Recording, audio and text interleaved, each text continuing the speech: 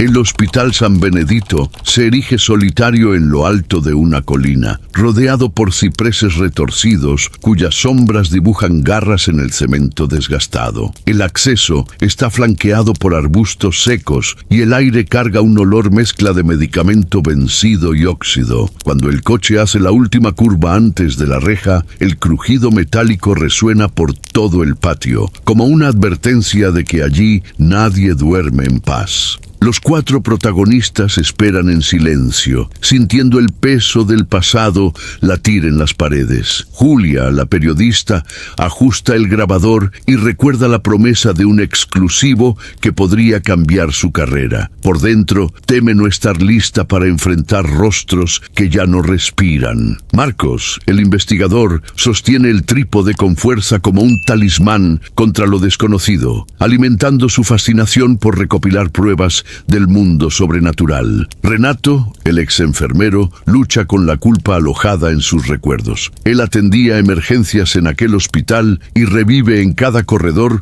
los rostros de pacientes que jamás regresaron a casa. Camila, la fotógrafa, busca ángulos perfectos para sus imágenes, pero en el fondo de sus ojos carga el dolor de haber presenciado demasiado. La lente la distancia y a la vez la acerca al horror. La reja se cierra tras ellos y el pasillo principal aparece iluminado por luces intermitentes. El suelo cerámico agrietado cruje bajo pasos cautelosos, mostrando manchas oscuras que parecen huellas de calzado hospitalario. A lo lejos, un silbido bajo y estridente atraviesa el aire y reverbera en un vacío gélido. En las paredes todavía cuelgan carteles antiguos, avisos de huelga de enfermeros y folletos del Día Mundial de la Salud. Una pizarra sucia muestra la fecha del último ingreso, rayada con tiza, 20-11-1973. Un frío recorre la columna de Renato al reconocer las iniciales de un colega desaparecido ese mismo día. Mientras exploran la recepción, Camila fotografía una silla de ruedas oxidada colocada delante de candados semiabiertos. Julia, al revisar placas de identificación de salas, encuentra una puerta entreabierta donde solo se lee UCI infantil. Un susurro lejano parece repetir el nombre de un recién nacido que nunca fue dado de alta. Cada señal aumenta la tensión. El Hospital San Benedito no es solo un edificio vacío, sino un organismo que observa y recuerda ofensas. Avanzan juntos, conscientes de que cada pasillo puede guardar un grito petrificado en el tiempo. El silencio se vuelve opresivo en cuanto la recepción queda atrás. Cada paso revela que las estructuras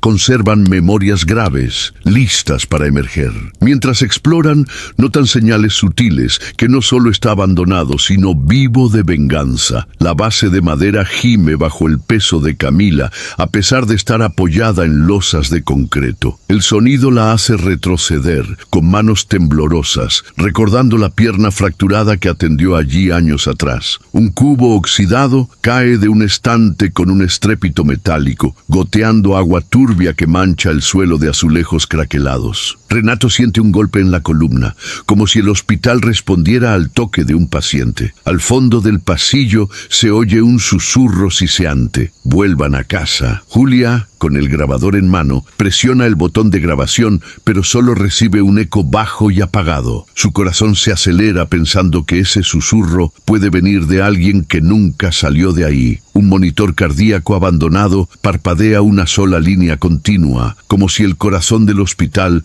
aún latiera. Marcos registra el fenómeno en su cuaderno, convencido de que la energía residual de los muertos mantiene algunos equipos parcialmente activos. Las luces fluorescentes parpadean irregularmente, proyectando sombras que se alargan por techo y paredes, formando siluetas que parecen seguirlos. Cada destello crea la ilusión de figuras con batas corriendo por los pasillos. En una mesa lateral encuentran una carpeta de registros abiertos a nombre de un bebé que nunca fue dado de alta. Las páginas tienen garabatos con tinta roja. Él volvió, y debajo un papel doblado llama la atención de Camila. La tensión aumenta al entender que las pistas conducen a un secreto sobre pacientes desaparecidos y procedimientos oscuros. Debaten si continuar o retroceder, pero saben que una vez dentro, el Hospital San Benedito no se despide tan fácilmente. El sótano revela un escenario de memorias macabras. Las tablas chillan bajo las linternas y el aire denso huele a medicamento antiguo y polvo. Paredes manchadas muestran marcas amarillas,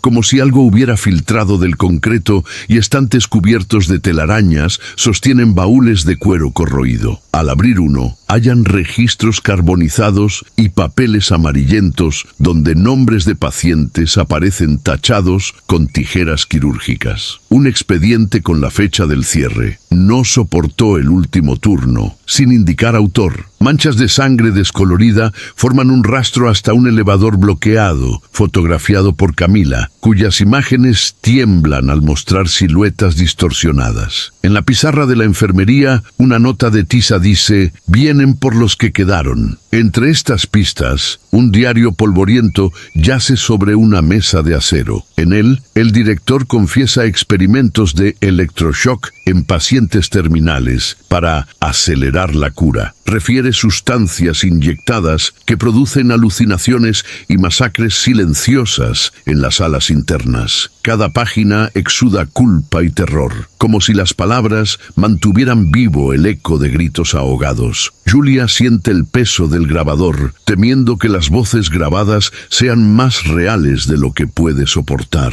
Marcos toma frenéticamente notas, convencido de haber encontrado pruebas irrefutables del más allá, aunque teme no distinguir entre alucinación y espíritu. Renato, con mirada vacía, reconoce la letra de un colega desaparecido y su estómago se revuelve al recordar pasillos donde visitas nunca entraron. Camila ve en sus fotos imágenes de pacientes levantados del suelo, como listos para retomar el turno. El misterio se intensifica cuando la puerta del sótano se cierra sola y un susurro helado recorre las tablas. Nunca se fueron. El Hospital San Benedito no solo guarda cuerpos, sino secretos que desafían la medicina y la realidad misma. El grupo enfrenta el terror personificado en el quirófano, donde pasado y presente se mezclan en apariciones cadavéricas que ponen a prueba toda la valentía restante. El pasillo frío conduce al quirófano, donde mesas de acero crujen bajo cadenas oxidadas. Lueres y bisturíes cuelgan del techo, lanzando reflejos cadavéricos en charcos de fluidos antiguos. Julia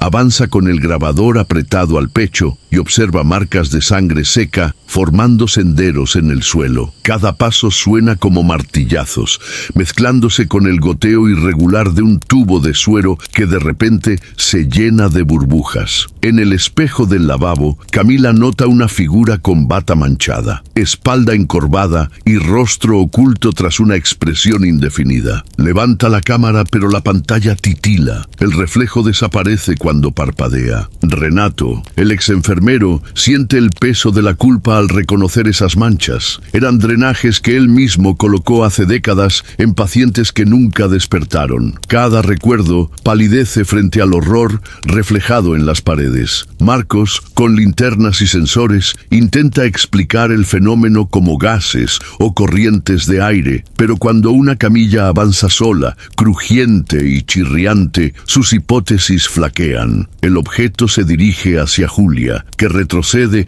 y lanza un grito ahogado. Las puertas metálicas se cierran con estruendo, sellando el espacio como un casco de barco fantasma. El aire se vuelve denso. El monitor en la camilla parpadea con ritmos acelerados que no corresponden a ningún paciente. Bajo la luz titilante, instrumentos quirúrgicos flotan y caen, clavándose en el suelo. Un grito colectivo rompe el silencio, marcado por pasos invisibles corriendo por los corredores estresores externos. Atrapados en una cápsula de freno de emergencia, los cuatro comprenden que no solo enfrentan fantasmas, el hospital preserva el sufrimiento de quienes no encontraron descanso y ahora les cobra el pasaje. Desesperados, corren hacia el atrio principal, pero las puertas automáticas se traban con un chasquido seco, dejándolos a merced del silencio. Cuando Renato oprime el botón de emergencia, el sistema falla a completo, sumergiendo el hospital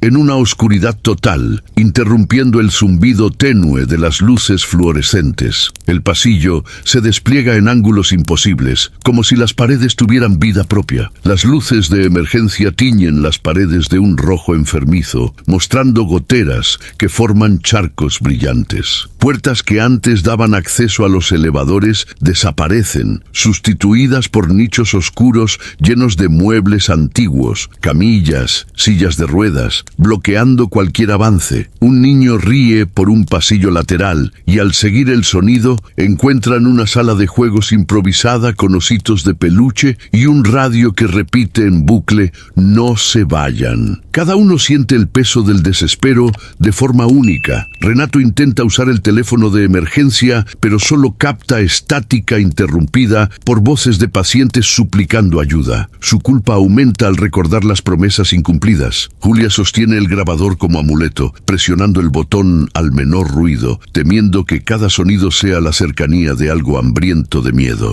Camila siente manos invisibles apretar su muñeca, arañando el cuero de su chaqueta. El dolor intensifica la sensación de encierro y casi cae al intentar sujetar la cámara. Marcos, que buscaba pruebas racionales, empuña el trípode como lanza, equilibrando fe científica y terror al escuchar su nombre susurrado por los altavoces de emergencia. Mientras intentan reagruparse, perciben que el hospital crea trampas. Un pasillo que dejaron atrás ahora desemboca directamente en una UCI infantil cerrada, con monitores que muestran ritmos cardíacos tan acelerados que parecen pulsar el corazón mismo del edificio. El aire se vuelve más denso al acercarse al comedor, donde sobre la mesa encuentran bandejas intactas con restos de comida podrida, como si la última cena hubiera sido interrumpida hoy mismo. Al empujar una puerta metálica, esta se cierra sola violentamente, revelando un cartel: «Todos entrarán, ninguno saldrá». En el clímax del desespero, una luz débil se enciende al final del pasillo. Un último reflejo de esperanza o la trampa final. Una figura con bata aparece caminando cojeando hacia ellos, exhalando olor agrio de antiséptico y sangre. Se miran. Huir puede ser más peligroso que enfrentar lo que espera en los pisos superiores. Escondidos en la sala de archivos, las luces titilan sobre estantes llenos de legajos mohosos. El aire huele a papel quemado y desinfectante viejo, y el eco de pasos lejanos acelera el corazón de todos. Renato abre cajones oxidados hasta encontrar una cinta VHS etiquetada simplemente como Big 1973. Al proyectar el video en un monitor antiguo, ven siluetas de enfermeros impasibles empujando camillas por pasillos vacíos. De repente, una figura sin rostro en bata se vuelve hacia la cámara y levanta un bisturí que brilla un instante. El director, Dr. Salgado, aparece al fondo. Su mirada distante revela orgullo y crueldad mientras prepara jeringas con una sustancia turbia. Entre documentos abiertos hallan informes de experimentos psicológicos en pacientes terminales, donde Salgado buscaba extraer la última chispa de conciencia. Notas temblorosas de una enfermera que rogó detener las pruebas antes de desaparecer sin dejar rastro. Un mapa del subsuelo que indica un ala secreta bajo urgencias, construida sobre antiguos túneles usados como aislamiento. Cada uno reacciona. Julia, impactada por la locura del director, siente que su ambición se convierte en culpa por sacar a la luz horrores que quizá deban permanecer ocultos. Marcos anota frenéticamente, aunque su anhelo de probar lo sobrenatural se mezcla con angustia por invadir memorias que claman justicia. Renato recuerda las órdenes que siguió y la culpa de haber participado sin cuestionar resuena con cada latido. Camila registra imágenes inestables y al revisar descubre que en un cuadro el reflejo del grupo aparece acostado en una mesa quirúrgica. Al apagar el video, un susurro recorre la sala. Vuelven para terminar el tratamiento. Del pasillo, golpes rítmicos anuncian que el descenso en los secretos es solo el preludio a un terror mayor. Mientras avanzan, el hospital parece despertar de un sueño oscuro. Las luces fluorescentes chisporrotean hasta explotar, quemando la piel de Julia, dejándole marcas near la muñeca. Marcos, con el grabador en mano, ve rostros distorsionados de pacientes en reflejos de ventanas y espejos rotos, sus labios mudos en un silencio de terror.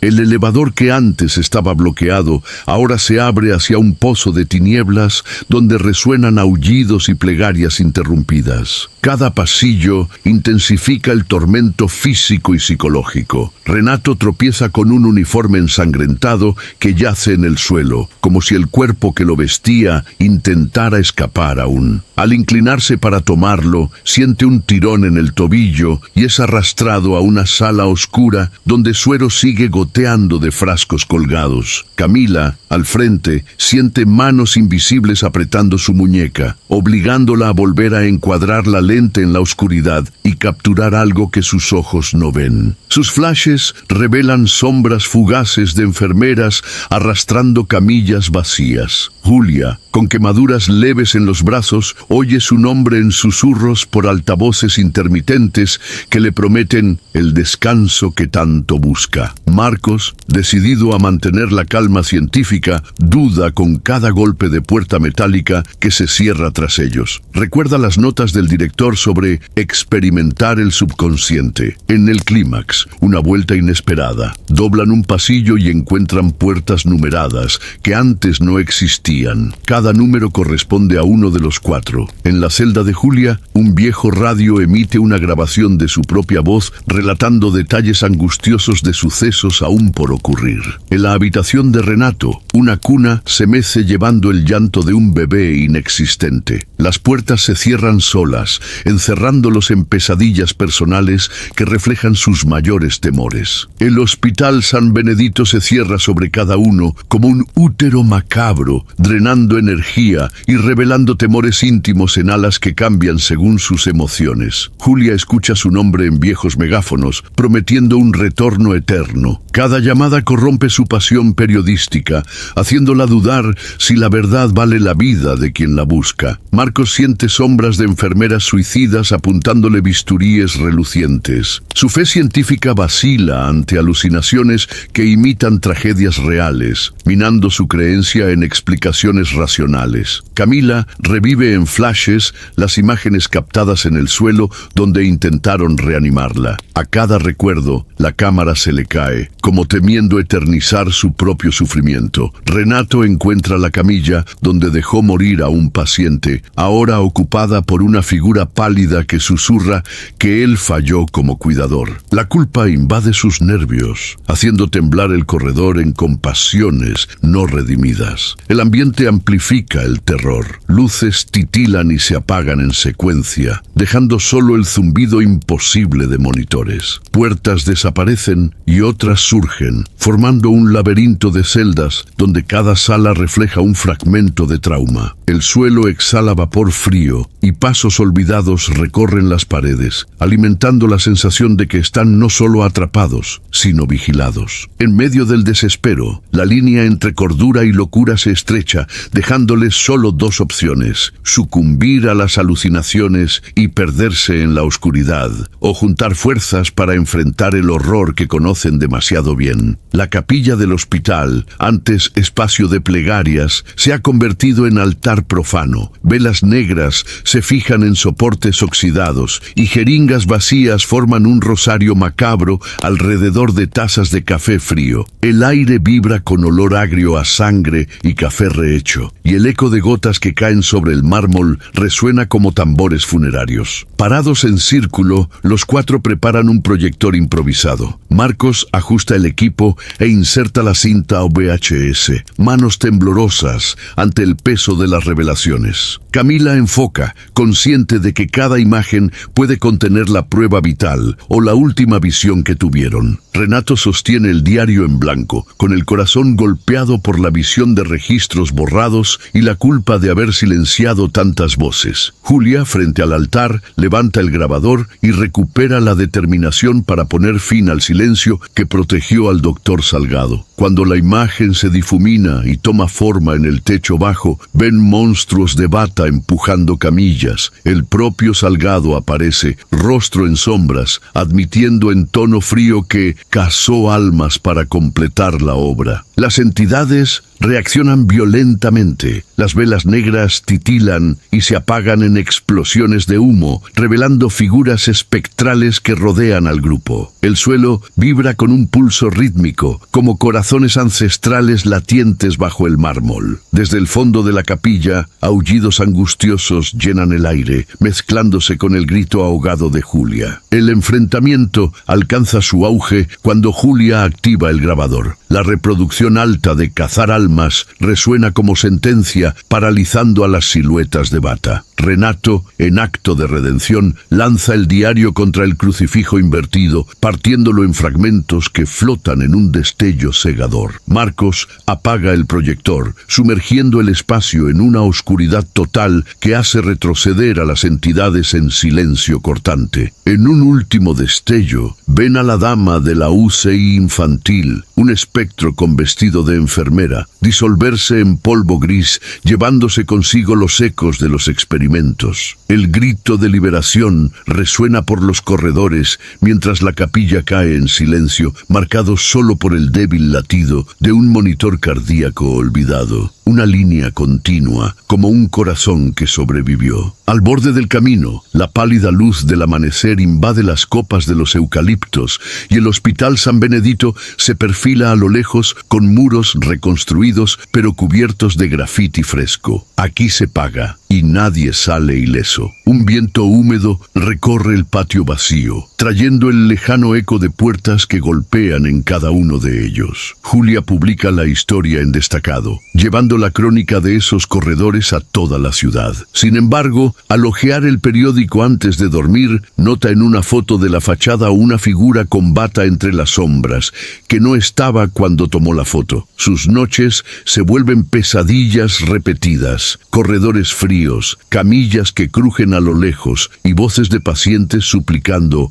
ayuda. Cada vez que despierta promete no volver, pero ese juramento se disuelve en un frío de manos invisibles rozando su hombro. Marcos archiva cintas de vigilancia en su oficina improvisada. La confianza científica cede a una tensión colectiva. En el silencio de la madrugada, oye pasos en el pasillo del hogar y al prender la luz, encuentra el grabador reproduciendo llantos de niños. Revisa desesperado los videos, convencido de que hay cuadros que aún no ha decodificado, como si el hospital siguiera filmando sus miedos desde otro plano. Renato, trastornado por la culpa, acepta trabajo voluntario en la zona renovada de emergencias del propio San Benedito. Allí, corredores recuperados mezclan olores de antisépticos y papeles nuevos, pero de noche siente el llamado ético de los pacientes que quedaron. En un turno, sigue el llanto apagado de una cama vacía. Ve el reflejo de un niño sin rostro en la ventana, desapareciendo en un parpadeo. Su bata tiembla por la culpa antigua, recordándole promesas incumplidas. Camila organiza una exhibición con sus imágenes en blanco y negro. Cada impresión revela figuras translúcidas en las esquinas, manos extendidas tras monitores, sombras de enfermeras sin expresión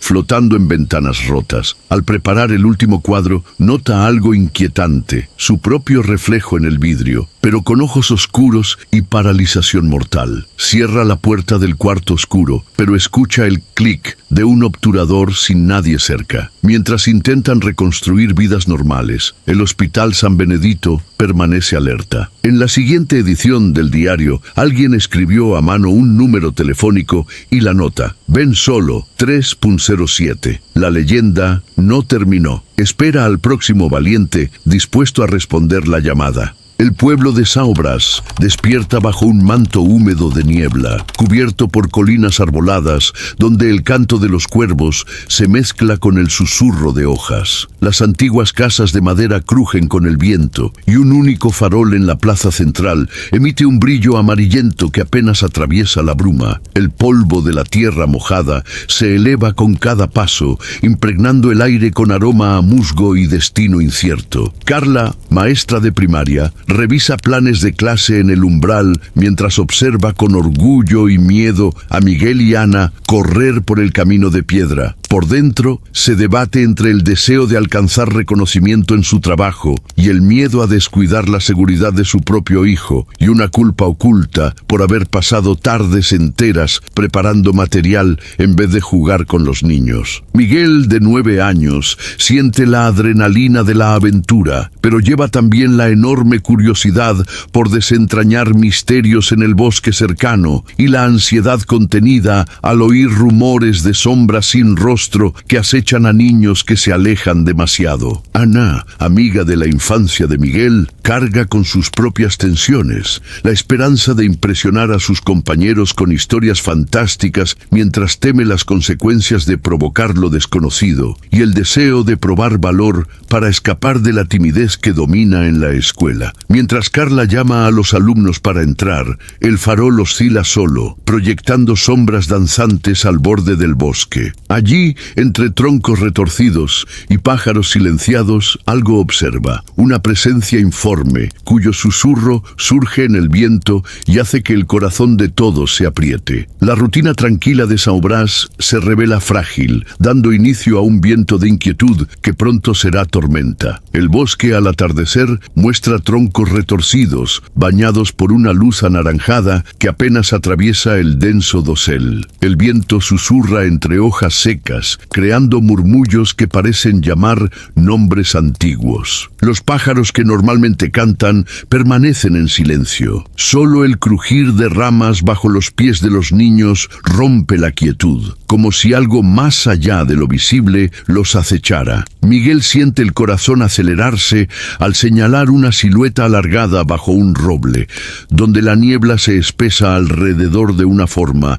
sin rasgos. La curiosidad infantil paraliza su cuerpo, mezclada con un pavor primitivo que lo obliga a retroceder. Ana, siempre valiente, percibe el aire frío que rodea los hombros de Miguel y presiente una mirada detrás de ella. Su estómago se revuelve y las historias que contaba en casa ahora parecen profecías. Al regresar, Carla encuentra señales inexplicables de invasión. La taza favorita que reposaba en el fregadero está ahora sobre un taburete en el patio, manchada por gotas de rocío. Las llaves puestas sobre la mesa desaparecen y reaparecen dentro de un florero con flores marchitas. El reloj de pared se atrasa repentinamente 10 minutos, sugiriendo que el tiempo en Saobras tiene su propio ritmo. La noche se abre en silencio, y un gemido lejano atraviesa las calles vacías, mezclándose con el canto distante de búhos. Miguel despierta gritando. Manos invisibles arañan el aire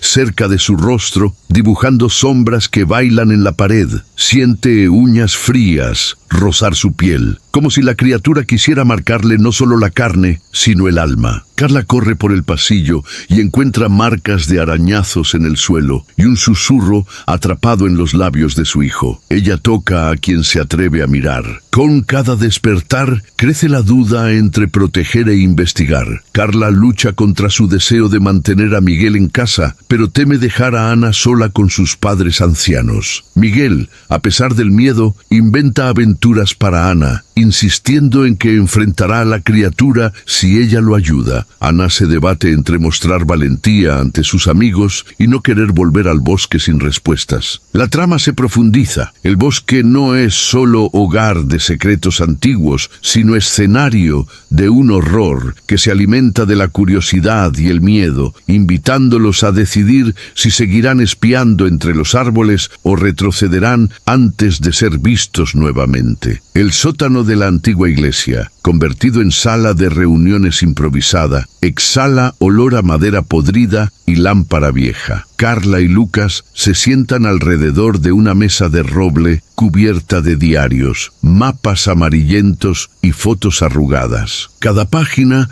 se vuelve con un chasquido, liberando partículas de polvo que bailan en haces de luz amarilla. Carla, dividida entre el instinto protector maternal y la sed de respuestas, hojea el diario de su abuelo, donde se lee: el guardián aparece en la niebla, castigando a quien baile entre árboles prohibidos. Notas sobre rituales con velas negras y ofrendas de granos olvidados por los ancestros sugieren un pacto ancestral. Lucas, inicialmente escéptico, escanea con la linterna los bordes de una foto que muestra huellas alargadas al borde del lago. Registra mentalmente huellas sin forma definida, hundiéndose irregularmente en la tierra arcillosa. Reflejos sin rasgos en el agua calma, como si la criatura existiera solo en el reflejo del espejo acuático. Varias niñas contaron haber oído una canción de cuna en idioma antiguo a la orilla del lago al atardecer. Encuentran recortes de periódicos de los años 20 que narran desapariciones tras jugar al otro lado del viejo roble. Mientras Lucas ajusta la cámara para montar una vigilancia nocturna, Carla siente un escalofrío. Detrás de ellos, una rama plateada se desliza por la puerta entreabierta, como si la sombra del guardián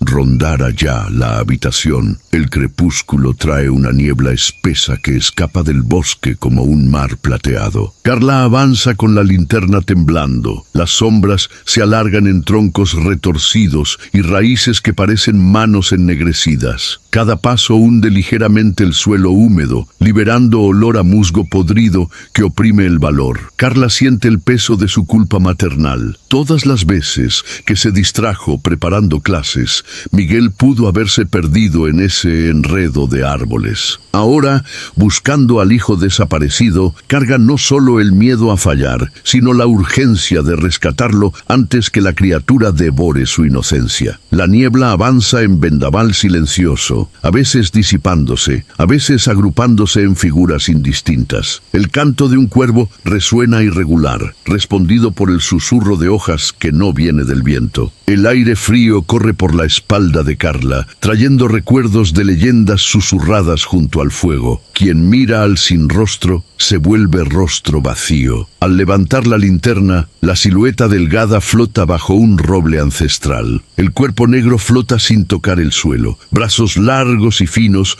oscilando con ritmo inhumano. Al extender la mano espera el calor de Miguel, pero solo oye un susurro estridente: vuelve de donde viniste. La niebla cierra un abrazo helado y Carla retrocede al tropezar con una raíz oculta, cortándose el antebrazo con una herida profunda que quema como brasas. De repente, el vago se disuelve en partículas luminiscentes que flotan como luciérnagas macabras. Un risa seca resuena entre los árboles y Carla, con el brazo sangrando, descubre que la linterna se apagó. En la oscuridad absoluta grita por Miguel y Lucas, pero solo su eco responde, sellando el primer enfrentamiento en un peso de desolación y determinación. No permitirá que la criatura ni sus propios miedos la derroten. Al amanecer, Carla, Lucas, Miguel, Ana y un pequeño grupo de vecinos se reúnen en dos coches oxidados, equipados con linternas, mantas y machetes improvisados. El sinuoso camino entre Saint-Aubras y la ciudad vecina se pierde en un mar de niebla blanca, y cada curva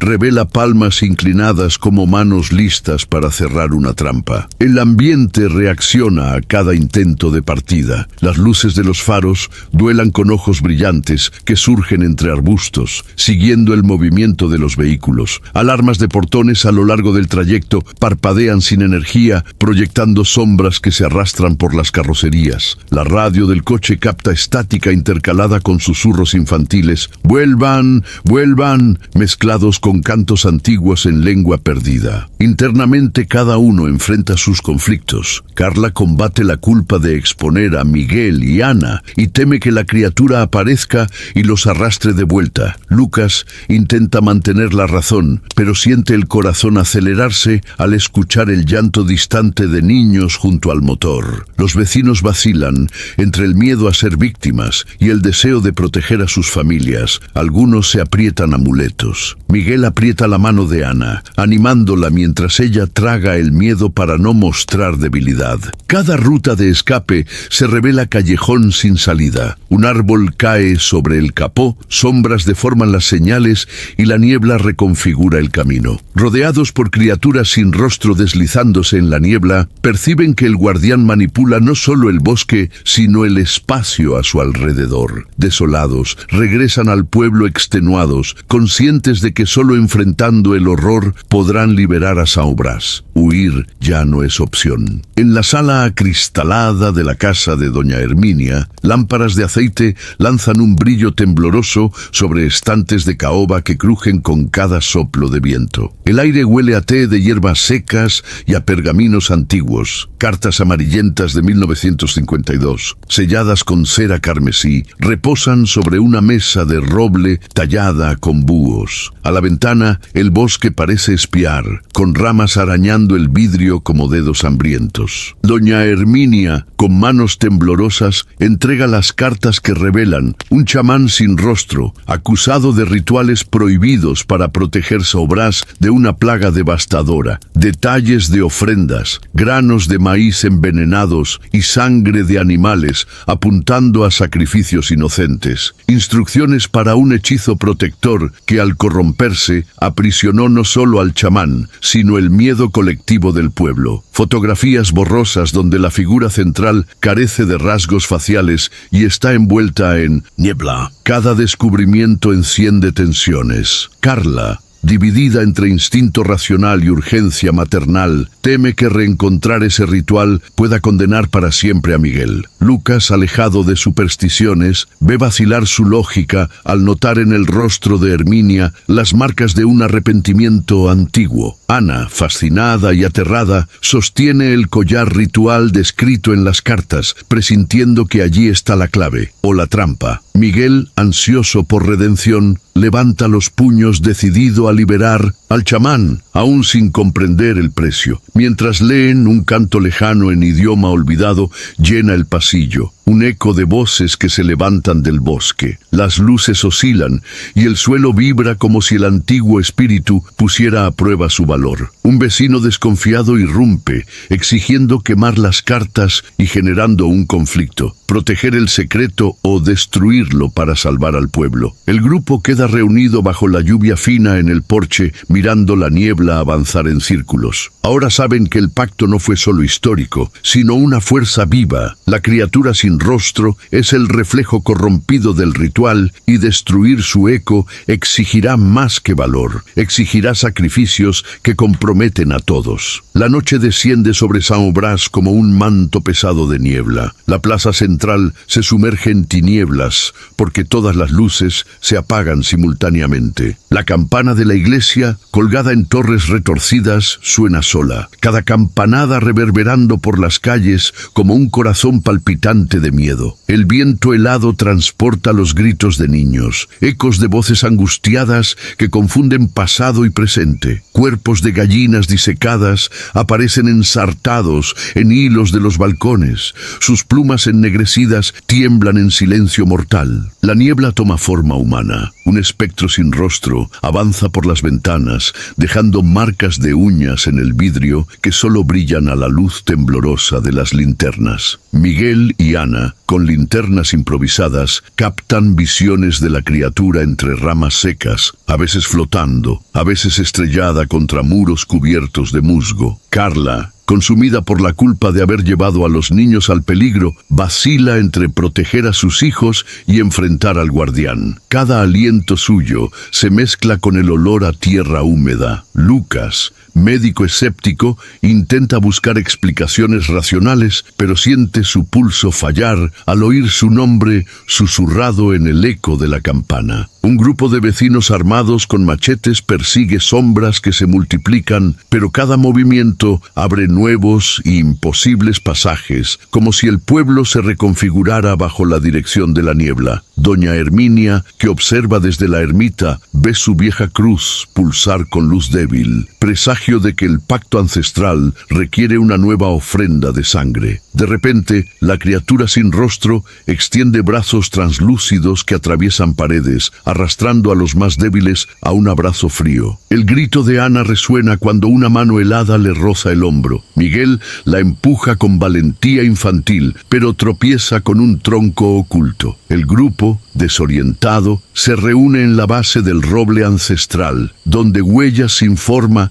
parecen conducirlos de vuelta al punto de partida. El terror alcanza su punto máximo al comprender que Saint-Aubras dejó de ser un hogar seguro. La niebla los envuelve en torbellinos de arrepentimiento y miedo. Sin ruta de escape, solo les queda invocar el ritual dejado por doña Herminia y enfrentarse al guardián en la última apuesta por la libertad. La antigua ermita se yergue solitaria en un altiplano empapado de niebla, sus muros de piedra cubiertos de líquenes y musgo. Dentro, el aire exhala olor a vela quemada e incienso húmedo, mientras velas frágiles tiemblan en nichos rodeados de símbolos chamánicos. Cada piedra del altar parece latir bajo el peso de oraciones susurradas durante décadas. Carla y Lucas se separan para buscar a Miguel y Ana, llevando solo linternas y el peso de la culpa por haber arrastrado niños tan jóvenes al epicentro de ese horror. Doña Herminia, aislada en la capilla contigua, entona un cántico suave, su rostro iluminado solo por fragmentos de luz que escapan por las rendijas del vitral roto. Carla se acerca al antiguo pozo de piedra, donde el agua estancada refleja una niebla que se agita como un espectro. Al mirarse, ve los ojos de Miguel, dilatados y distorsionados, suplicando auxilio. La voz del niño susurra: «Mamá, sáqueme de aquí», y la superficie se transforma en un portal titilante lleno de sombras que la empujan adentro. La herida en su brazo arde, recordándole que cada segundo allí la acerca a perder la cordura. Lucas, guiado por pasos, entra a un corredor lateral donde voces de padres desolados se entrelazan, lamentos de quienes perdieron hijos en el bosque, clamando venganza o redención. A cada llamado, Pedro, Ana, siente el estómago revolverse, preguntándose si la criatura se alimenta también de su miedo a fallar como protector. El suelo tiembla bajo sus pies y casi abandona la búsqueda, pero una lágrima silenciosa en el rostro de Ana, oculta tras un arco, lo impulsa a seguir adelante. Doña Herminia, arrodillada frente a un crucifijo mixto de cruz cristiana y símbolos chamánicos,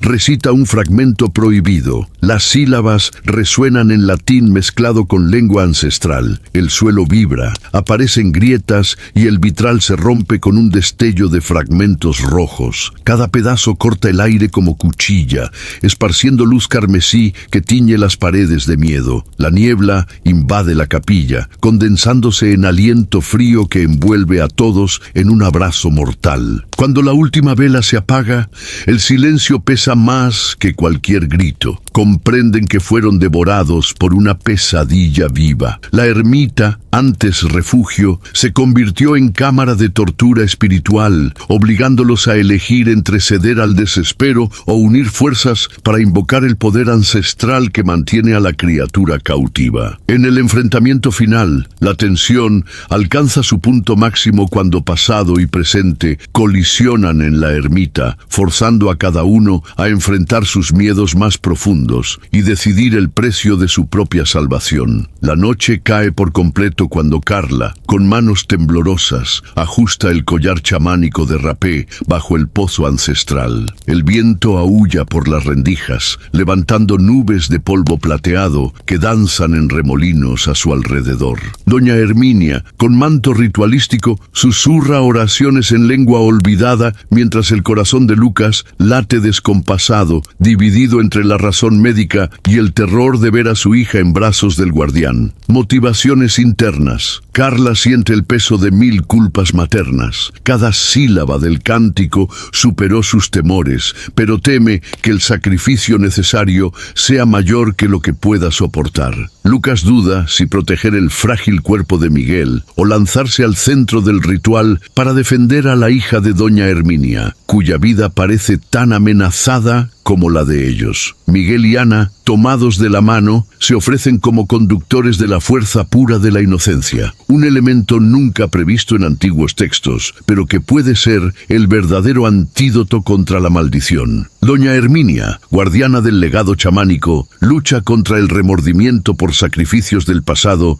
y busca redención guiando el hechizo que los puede liberar o consumir a todos. Mientras el rapé enciende el polvo en el aire, la criatura sin rostro se agiganta en forma humana, brazos extendidos en un grito mudo. Fragmentos de memoria ancestral se proyectan en paredes de piedra, el rostro sin rasgos del chamán, luego el semblante severo de los ancestros que pactaron con el guardián. Cuando Carla rocía el polvo sobre el rostro espectral, la niebla a su alrededor arde como llama viva. En un destello cegador, el guardián ruge, sus facciones comienzan a aparecer, ojos, nariz, boca, pero pronto se deshace en miles de partículas que brillan antes de apagarse en el suelo. El silencio que sigue es profundo y pesado. El pozo, antes pulsante con energía oscura, brota agua cristalina, reflejando el rostro aliviado de Carla y las lágrimas de Lucas. Miguel y Ana corren a los brazos de su madre y del médico, sintiéndose libres, pero algo en los ojos de doña Herminia advierte que el equilibrio entre cura y maldición sigue delicado. La antigua ermita, ahora calma, guarda en sus piedras agrietadas el eco de un pacto que solo un corazón puro pudo verdaderamente deshacer. Al amanecer, el sol se asoma tímidamente tras las colinas, disipando la niebla en espirales húmedas que se levantan de los techos. Las casas de madera muestran profundas cicatrices como cortezas arrancadas, y el canto de los pájaros que regresan al nido resuena en un silencio inusual. El pozo de la ermita brota agua cristalina, pero el sonido de gotas cayendo se oye lejano, recordando los suspiros de quienes aún duermen. Motivaciones internas. Carla siente una mezcla de culpa y alivio. Proteger a Miguel fue una victoria, pero su instinto alerta sobre el precio pagado por la verdad.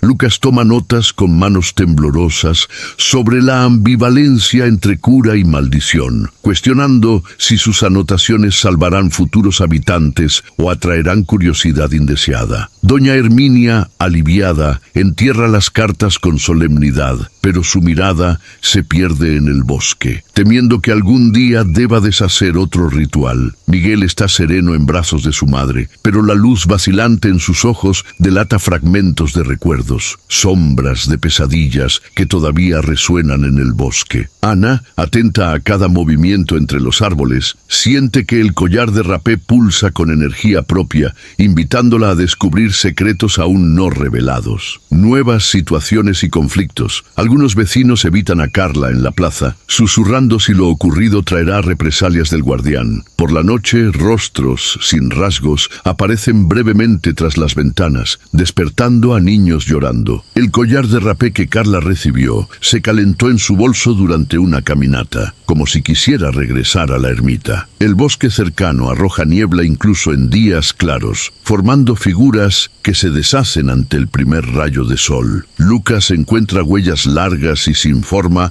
alrededor del pozo, señal de que la criatura continúa rondando el pueblo en la madrugada. Mientras el pueblo intenta retomar su rutina, el susurro de Miguel, ella no se fue de verdad, permanece, y la niebla que se dispersa lentamente deja en el aire la certeza de que Saint-Obraz vive a la sombra de un guardián que nunca duerme.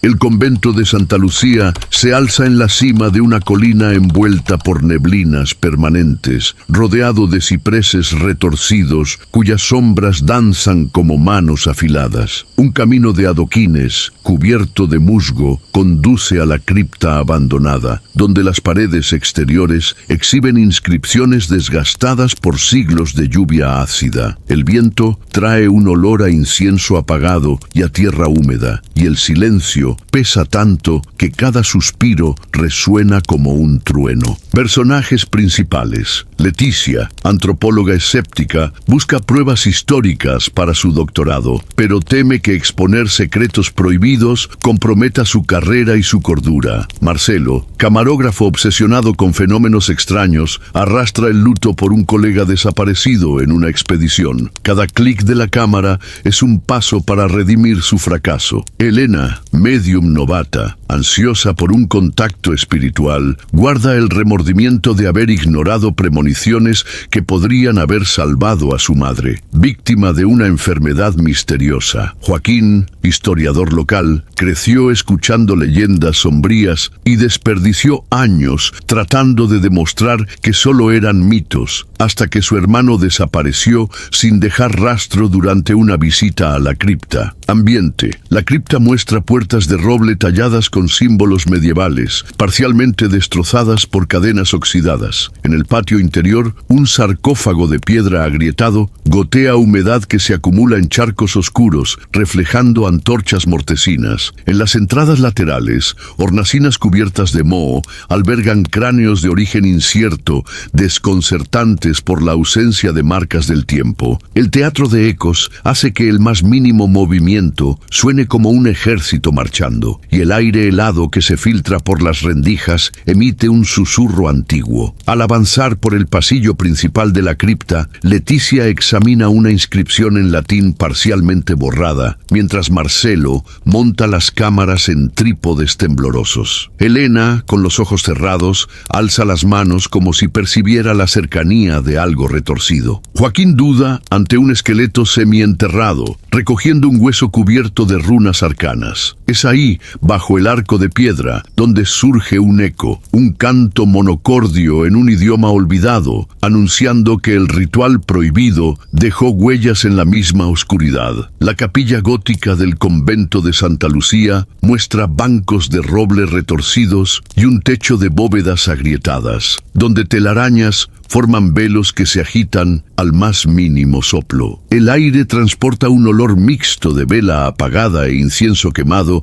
hace siglos, y cada paso retumba en crujidos que recuerdan latidos ahogados. De repente, las velas alineadas sobre el altar se encienden sin intervención humana, proyectando sombras danzantes que se contorsionan en las paredes con símbolos tan antiguos como prohibidos. Las campanas del pequeño campanario repican en una secuencia irregular, cada tañido resonando como un susurro grave que invoca nombres de monjas desaparecidas hace mucho. Marcelo revisa las grabaciones en el monitor portátil y detecta voces susurrantes en latín entre la estática, mencionando aquel que rompió el sello en tonos gélidos. Leticia posa la mano en la fría piedra de la pared y siente vibraciones sutiles, asfixias sonoras de rituales enterrados liberándose, erizándole la piel al reconocer, entre los murmullos, el eco de palabras que estudió, pero jamás se atrevió a pronunciar. Mientras tanto, Elena toma su péndulo,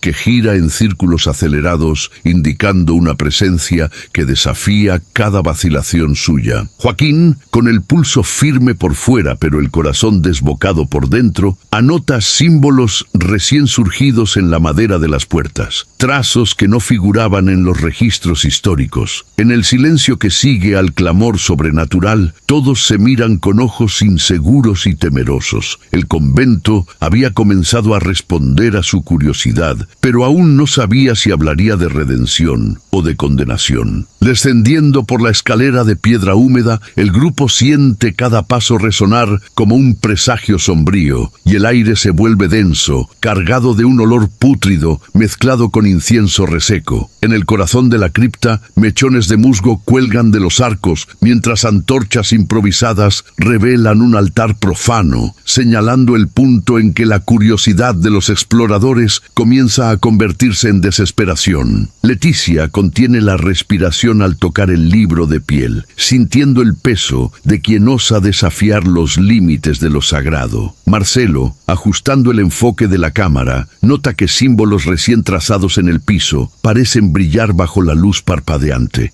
Elena, presa de la vértigo, percibe con el péndulo tembloroso una presencia que vibra entre la vida y la muerte. Joaquín, con los dedos trémulos, advierte que los huesos apilados forman un círculo perfecto, como si cada fragmento fuera parte de un ritual inconcluso. Pistas descubiertas, dibujos de una entidad sin rostro, envuelta en mantos negros, con manos esqueléticas extendiéndose en súplica o amenaza. Informes coloniales que describen desapariciones de habitantes que participaron en el culto y jamás volvieron tras las ceremonias nocturnas. Restos óseos dispuestos en círculo sobre el altar, entremezclados con pétalos negros y pequeños talismanes de plomo, sugiriendo un sacrificio simbólico para saciar el hambre del ser invocado. Una copa de plata tallada con inscripciones semilegibles, aún húmeda por un líquido oscuro, como si hubiesen bebido un brebaje de sangre ritual. Fragmentos de un espejo roto, donde destellos de movimiento se reflejan sin revelar a su autor, creando la ilusión de que algo observa tras el vidrio. El ambiente reacciona al hallazgo. Las llamas vacilan y proyectan chispas que desplazan sombras retorcidas en figuras humanoides, envueltas en un susurro creciente que repite fragmentos de un cántico antiguo. En cada respiración, el grupo comprende que no investiga meros relatos históricos, sino huellas frescas de una presencia que nunca abandonó aquel lugar. El aire en la cripta corta la respiración. Las antorchas titilan hasta apagarse, y un frío cortante se extiende por los dedos de los exploradores. El suelo de piedra, antes firme, cruje como hielo agrietándose bajo presión. Pilares quebrados proyectan sombras alargadas que se mueven sin razón aparente. Motivaciones internas. Elena, asustada por haber pronunciado la invocación, lucha contra la culpa de haber traído aquella amenaza a la luz, sintiendo que cada sílaba pronunciada la ata más a la oscuridad. Marcelo, al sentir el toque helado de la sombra, busca en la cámara un registro que pruebe su valentía, pero teme que redescubrir al amigo desaparecido signifique arriesgar su propia vida. Leticia, escéptica, enfrenta el pánico de perder la racionalidad al darse cuenta de que la historia que investigó puede destruir no solo su tesis, sino su cordura. Joaquín, presionado por la desaparición de su hermano, siente el peso de no haber escuchado los avisos ancestrales y teme que cada paso lo aproxime a repetir el error del pasado. El enfrentamiento. Elena, temblando, intenta restablecer la protección con el pulso del péndulo, pero escucha un suspiro profundo proveniente de las piedras. Desde un pasillo lateral emerge una sombra sin rasgos, brazos delgados, extendidos como garras. Marcelo alza la cámara, pero el visor queda paralizado en estática, capturando solo un borrón negro que avanza. Cuando la sombra roza su hombro, siente un escalofrío tan intenso que apenas puede gritar. Las luces vacilan en todas direcciones, proyectando haces cuyo alcance parece encogerse. Leticia y Joaquín retroceden, pegados a la pared húmeda, mientras escuchan en los corredores un coro de voces antiguas recitando fragmentos del mismo cántico que Elena pronunció. El sonido resuena como burla y cada latido del corazón se siente como un compás funerario. Consecuencias inmediatas. El grupo finalmente se reúne en un salón central, jadeante y cubierto de gotitas de rocío que surgieron de la nada. Marcelo examina el hombro marcado por dedos congelados y Leticia levanta el libro de cuero, cuyas páginas recién descubiertas están pegajosas, como si exhalaran resina sombría. Elena, en lágrimas, susurra que aquello que invocaron no tiene intención de irse, solo espera el momento adecuado para reclamar lo que le pertenece. La linterna de mano oscila en el corredor húmedo, revelando gotas de agua que deslizan por las paredes de piedra. El aire gana peso, como si cada respiración exigiera un esfuerzo, y el eco de sus propios pasos regresa distorsionado, multiplicado en voces que no pertenecen a ninguno de ellos. Motivaciones internas. Leticia combate la culpa de haber llevado al grupo hasta aquel lugar,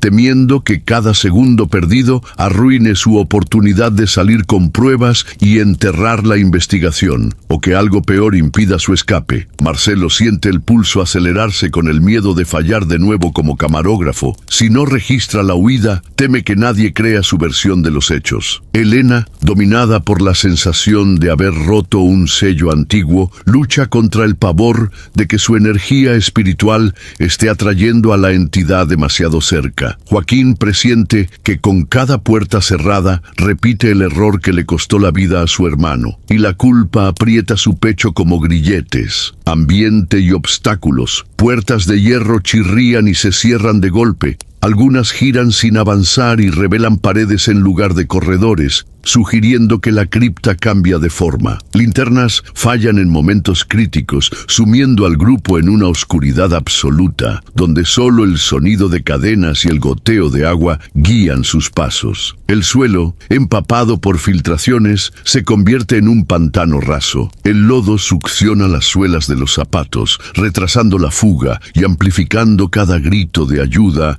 ahogado en la tierra. Bultos espectrales emergen de la niebla que se cuela por las rendijas del piso, rodean a los exploradores y se disipan al menor destello de luz, dejando solo el frío de un contacto inexistente. Conflictos emergentes. Un pasillo se bifurca inesperadamente, y Elena casi se separa del grupo al seguir voces que repiten su nombre con tono maternal. Leticia, presionada por Marcelo para filmar la huida, duda entre ayudar a Joaquín a desbloquear una puerta oxidada o registrar el momento. La indecisión casi la deja atrás. Joaquín, intentando alcanzar un dintel que se retrae como presa de piedra, escucha la risa distante de lo invocado, haciendo imposible distinguir lo real de lo alucinatorio. Marcelo descubre, al revisar el visor, que una de las linternas captó un par de ojos negros observándolo desde un nicho, algo que ni él mismo sintió en el instante. Cada tramo del laberinto los devuelve al salón inicial, como si la cripta escapara de su propia geografía, aprisionándolos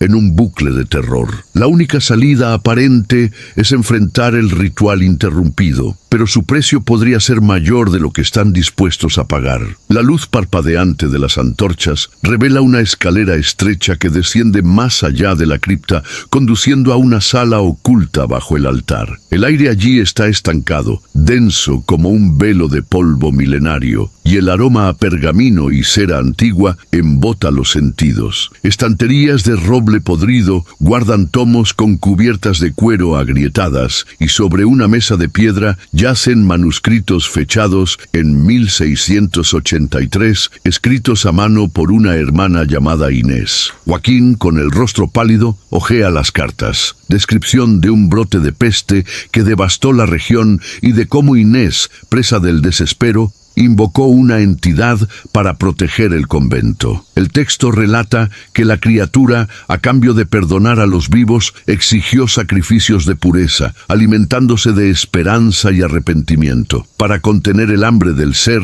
la monja aprisionó su esencia en un espejo rúnico, forjado con fragmentos de plata bendita y acero de espadas de cruzados. Elena, sujetando el péndulo, siente una vibración en las palabras. Cada sílaba resuena como un lamento de Inés, aún retenida por el acto que ahora condena. Leticia examina diagramas que explican cómo el espejo contenía hilos de alma capaces de aprisionar a la monstruosidad, pero el artefacto, marcado por la envidia y el miedo, fue quebrado por un monje que temía el poder desmedido de aquel sello. Revelaciones clave. El espejo contenía fragmentos de la propia esencia de la criatura, impidiendo que vagara libremente. Su fractura hace siglos liberó al ser, que nunca dejó de observar a aquellos que se atrevieran a reabrir el sello. Instrucciones perdidas mencionan que los fragmentos restantes pueden reunirse, pero requieren un tributo final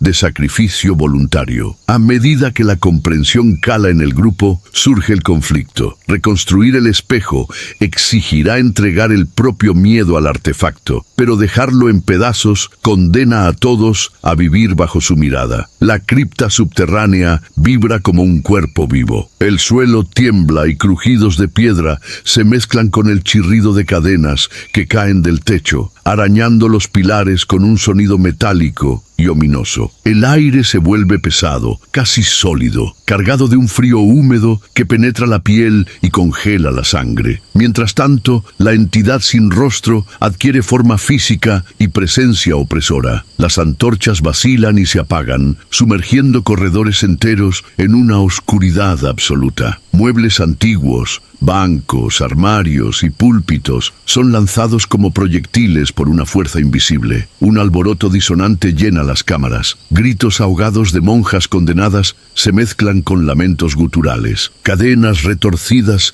se arrastran por el suelo, enredándose en los tobillos de Joaquín y cortando su respiración cuando intenta liberarse. Cada personaje enfrenta el terror de forma distinta. Leticia, habituada a descifrar manuscritos, ve su raciocinio dominado por el miedo. Intenta recitar fragmentos del libro de 1683 como un mantra de protección, pero las palabras se tragan su voz. Marcelo mantiene la cámara en alto, grabando el caos. Su rostro refleja tanto las ansias de capturar el fenómeno como el horror de saber que aquello puede ser su fin. Elena, sintiendo presencias a su alrededor, alza las manos en oración y susurra invocaciones de luz, pero las runas grabadas en las paredes se encienden en brasas frías, consumiendo su energía. Joaquín, enfrentando ramas que emergen de las paredes como dedos retorcidos, intenta organizar al grupo alrededor del altar, pero cada paso lo aleja de una salida segura. El peligro crece cuando la entidad susurra secretos de terror directamente en la mente de Leticia, proyectando visiones de su propio cuerpo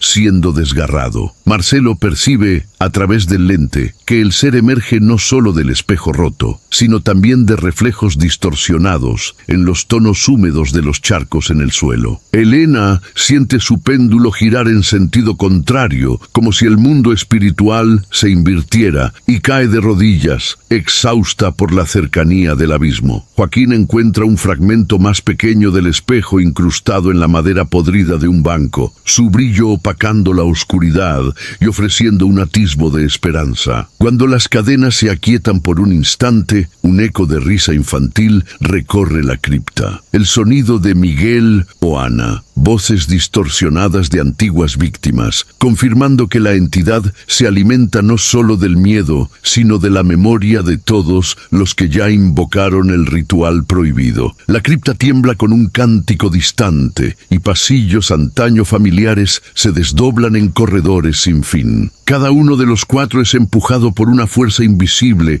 hacia alas separadas, donde el miedo adopta forma en visiones que desgarran su cordura. Leticia avanza por un corredor iluminado solo por faroles vacilantes. En el reflejo húmedo de las paredes ve esqueletos vestidos con hábitos religiosos, sus cráneos susurrando secretos de traición. Se acercan con pasos arrastrados, extendiendo manos óseas que muestran páginas de su propio diario, rasgadas y manchadas de sangre antigua. Cada reflejo le devuelve el temor de haber profanado algo sagrado. Marcelo corre por un salón lleno de espejos rotos. De cada fragmento emergen proyecciones de sus grabaciones pasadas, escenas de accidentes reales, rostros de víctimas clamando justicia. La cámara en sus manos tiembla por sí sola, grabando ecos de gritos que no pudo salvar. Intenta apagar el equipo, pero el visor brilla con un par de ojos negros que lo siguen en cada ángulo, condenándolo a la culpa. Elena queda envuelta por una niebla espesa que brota del suelo. Con cada paso, la niebla se densifica en figuras amorfas que susurran oraciones invertidas. Sus manos se extienden para reconfortarla, pero se revelan garras heladas. Siente la energía vital escurrir de sus dedos mientras intenta recitar una oración, pero la voz le falla y el péndulo alrededor de su cuello gira sin control. Joaquín entra en una capilla lateral donde escucha pasos de monjas clamando venganza. Las paredes se cubren de inscripciones urgentes: traidor y sacrificar, Ve el rostro de su hermano desaparecido grabado en el altar, suplicando ser liberado. Cada vez que trata de acercarse, el suelo se abre bajo sus pies, amenazando con engullirlo en un abismo de culpa. Atrapados en sus propias prisiones mentales, perciben que no basta con reconstruir el espejo roto. Es necesario enfrentar el horror que llevan dentro antes de que el ritual prohibido los consuma por completo. Al adentrar el salón principal, las antorchas titilan bajo un viento gélido que se cuela por las grietas del techo. Las paredes de piedra, ahora grabadas con runas brillantes, reflejan destellos de luz sobre los fragmentos del espejo esparcidos sobre el piso de mármol agrietado. El aroma de incienso quemado se mezcla con el olor metálico de la sangre seca que aún mancha el altar profano. Motivaciones internas. Leticia, dominada por la necesidad de demostrar la verdad histórica, duda al encajar el último fragmento, consciente de que rehacer el espejo puede aprisionar algo aún más poderoso. Marcelo ajusta la cámara con manos temblorosas, dividido entre registrar el momento y el miedo de ser consumido por la criatura que acecha cada uno de sus movimientos. Elena, exhausta por los esfuerzos espirituales, se concentra en canalizar una luz blanca a través de sus talismanes, temiendo que cualquier debilidad abra una puerta al abismo. Joaquín sostiene el antiguo tomo de Inés, recitando con voz firme las palabras invertidas del ritual, decidido a corregir el error de sus antepasados y salvar al hermano que nunca regresó. El ritual y el enfrentamiento. Mientras Joaquín traza símbolos de purificación en el suelo con cenizas benditas, Elena coloca sobre el espejo una vela de cera labrada con oraciones chamánicas. Leticia encaja delicadamente el fragmento final y Marcelo alza el trípode para filmar la escena. Elena entona el cántico invertido, sus voces internas resonando en los peldaños del altar. El espejo late, vibrando en respuesta al poder ancestral. Un destello azul pálido irrumpe desde el centro del vidrio, proyectando el rostro sin rasgos de la criatura envuelto en llamas etéreas. Con un rugido gutural, la entidad alza brazos largos como ramas secas, intentando romper el sello. Las runas en el suelo se encienden y el vidrio se recristaliza con crujidos cortantes. Marcelo siente el suelo temblar cuando la luz succiona al ser devuelta al interior del espejo, dejándolo mudo y prisionero. Cuando el silencio desciende, solo quedan pequeñas partículas brillantes en el aire y el reflejo exhausto de los cuatro sobre el espejo intacto, recordándoles que la sombra de un pacto prohibido solo permanece contenida mientras haya quien recuerde el sacrificio. Ambiente desolado. El sol tímido rompe las nubes cargadas, enviando rayos pálidos sobre las piedras musgosas del convento. El aire aún guarda el olor de incienso quemado y hierro oxidado. El espejo rúnico descansa intacto sobre el altar de mármol, reflejando el techo agrietado y las velas consumidas. Cantos antaño profanos guardaron silencio, pero el eco de gotas cayendo del vitral roto sugiere vida bajo la quietud. Motivaciones y reacciones. Leticia observa el espejo con ojos vidriosos, prometiendo guardar para siempre el sacrificio que costó no solo su investigación, sino la cordura de Elena. Marcelo apaga la cámara final y al detener la grabadora duda al escuchar en la pantalla negra un susurro que no estaba allí antes. Elena envuelve el espejo en un velo ceremonial, sintiendo el peso del pacto renacido y la culpa de haber violado los límites de lo invisible. Joaquín cierra el tomo de Inés, decidido a proteger el artefacto, pero perturbado por las últimas palabras escritas. Cuando el sello se refaz, la sombra puede elegir su portador. Nuevos conflictos y señales. Las garras de la criatura brillan tenuemente bajo la superficie vítrea, como si anhelaran romper el sello en cualquier momento. Susurros se infiltran por las rendijas de las puertas, llamando nombres antiguos y recientes al amanecer. Pasos leves resuenan en los pasillos vacíos. pero nadie encuentra a quien los provocó. El velo ceremonial de Helena vibra como si fuera tocado por dedos invisibles, amenazando con revelar las runas escritas en el reverso. Al dispersarse por el patio, cada uno carga un fragmento de miedo. Leticia vaga por los claustros, sintiendo ojos que la observan desde los arcos. Marcelo contempla su reflejo en las aguas de la fuente y ve algo sin rostro detrás de él. Helena escucha oraciones invertidas al doblar la última esquina. Joaquín advierte huellas largas en la tierra húmeda, llevándolo a creer que el guardián sin rostro nunca se fue de verdad.